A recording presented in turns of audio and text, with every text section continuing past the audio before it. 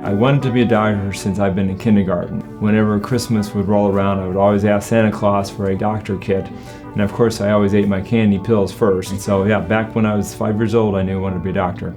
Hi, my name is Dr. Dennis Heim. I'm a family practitioner here in Decatur, Illinois with the Springfield Clinic. So I see babies, I see adolescents, I see adults, geriatric patients, a little bit of everything. And that's what the unique part of family medicine is. You see a little bit of everything. It's not the same old, same old. I really enjoy interacting with the patients. Medicine is like a detective game. Who, what, where, when. And you sit down and have a conversation with folks and kind of listen to their story, and you figure out what's going on, and you try to do the best job you can and get them back on their feet and feeling well.